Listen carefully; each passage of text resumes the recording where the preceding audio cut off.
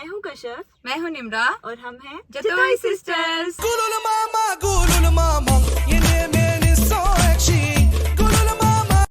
हमारी फैमिली में एक डेथ हो गई थी।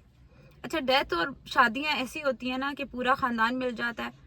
मतलब अफसोस और खुशी दोनों अपनी अपनी जगह है, पर उसके बीच में जो कुछ होता है ना, उफ अल्लाह, टू मच हैपनिंग हो जाता है। ये देसी फैमिलीज ही समझ सकती हैं कि क्या क्या सिचुएशंस होती हैं, चाहे डेथ हो चाहे शादी हो, मतलब कुछ ना कुछ होता रहता है। बस chaotic होता है बहुत ज्यादा कि मतलब उधर कोई बात हो गया, उसने ये बात किया, उसने ये बात की, और बातें क्या से क्या आगे जाके कैसे पहुंचती हैं। हमारे खानदान में तो ये फेवरेट काम है ना। हमारे खानदान में ना ऐसे ग्रुपिंग सिस्टम बहुत ज्यादा है। ऐसे नहीं है कि दो हिस्सों में डिवाइड हुए हैं, ग्रुपिंग है। हाँ, प्रॉपर 4 बंदे उधर हैं, 4 बंदे उधर हैं, 4 बंदे उधर हैं।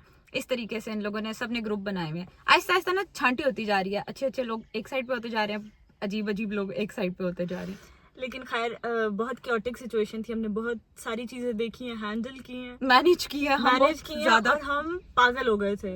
मतलब सीन ये होता है कि बात कुछ होती है, लिटरली थोड़ी देर पहले वो सिचुएशन हुई होती है, और 5-10 मिनट बाद आगे जाके जो पूरे खानदान में बात पहुंचती है ना, उस बात का सर वहां मिल रहा होता है ना पैर मिल रहा होता है। मतलब वो बात ही ऑपोजिट तरीके से कहीं और पहुंची हुई होती है। हमारे खानदान में कुछ ऐसे लोग हैं जिनका फेवरेट काम है, और वो भी हमारी वीडियोस बड़े शौक से देखते हैं और नीचे कमेंट्स भी करते हैं।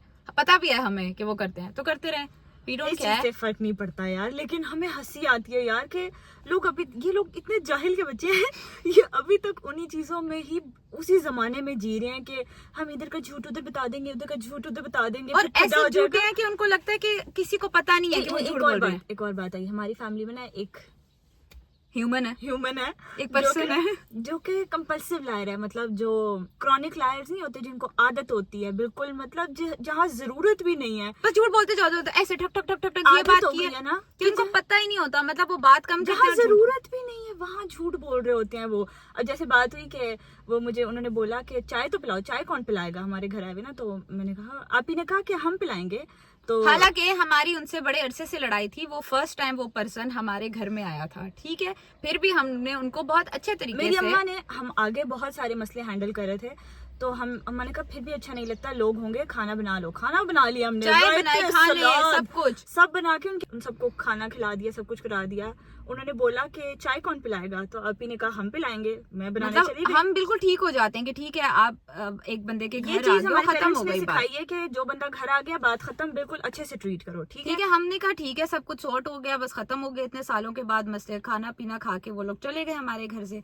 चाय पीने के बाद याद रखना, हाँ, गपशप लगा के, ये नहीं कि आपने बस आए हैं और चाय पी या पूरा सर से उतार के आप गए, प्रॉपर चिल करके एंजॉय हो रहे थे, दिल नहीं कर रहा था जाने का। उसके बाद वो बात किसी और के थ्रू हमारी अम्मा तक कैसे पहुंची है, वो अब हम दूसरा नैरेटिव बताते हैं, POV बताते हैं कि हम लोग तो उनके घर में गए ही नहीं। हमारे घर का एक बंदा घर के बाहर खड़ा रहा है, और हमने तो कुछ खाया भी नहीं। उन्होंने हमसे ये बोला, उन्होंने खाया पिया? हाँ, हमने तो कुछ नहीं खाया।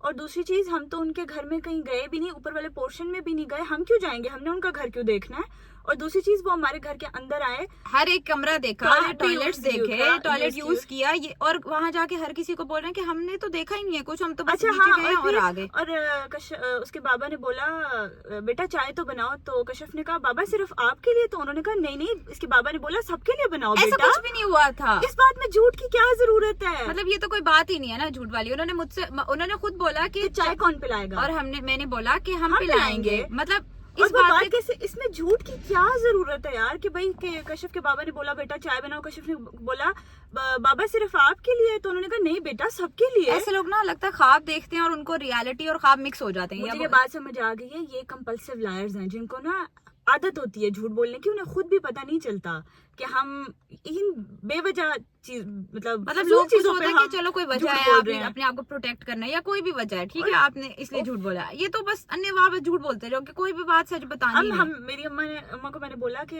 ये किसी को स्टोरी सुनाए ना, तो और रात को उन्होंने वॉइस मैसेज भी भिजवाया कि मैं आप लोगों के घर में, इस पर्सन ने बोला है कि मैं आपके घर में जाके, ये सब होने के बाद, पूरी रात हमारे घर में डिस्टर्बेंस रही है, मुझे पुरानी बातें याद आ गई हैं, मैं तो बहुत ज्यादा डिस्टर्ब, मुझे सुकून की नींद नहीं आ सकी। सो ये मैसेज किया उन्होंने, मेरा आप कोई ताल्लुक नहीं है आप लोगों से, कोई उम्मीद ना रखना। इतने सालों बाद आ रहे हो, खाने खा रहे हो, बैठ रहे हो, चाय पी रहे हो, फरमाइशें कर रहे हो, और फिर जाके ये बोल रहे हो कि मुझे तो पुरानी, अगर एक बंदे को पुरानी बातें याद आनी होती है ना, तो वो आपको स्ट्रेट अवे ट्रिगर हो जाता है। एक बंदे की शक्ल देखते साथ आप ट्रिगर हो जाते हो कि आप भाई खाना खाने नहीं बैठते, आप फरमाइशें भी नहीं चाय करते। पीते और यूं हैं। भी कि चाय कौन पिलाएगा, नहीं ये भी नहीं तब कि आपको हमने ख्याल नहीं पूछा आया, आपसे। तब आपको याद नहीं आया कि आपको पिछला ट्रॉमा हिट कर सकता है, और घर आप घर जाके जाके- सोते हुए ट्रॉमा हिट किया है, हाँ कि वो अब तो एंजॉय कर लिया ना, चलो लेट्स थिंक खा पी लिया ना, तो फिर उसके बाद और फिर पूरे खानदान में झूठ फैलाना हर चीज के, ये हुआ तो ये हुआ, हर चीज झूठ। उसके बाद अगेन वो हमारे दैट ह्यूमन बीइंग वो हमारे घर आए, वो हमारे घर आए डेथ पे, हाँ वो हमारे घर आए, तो उन्होंने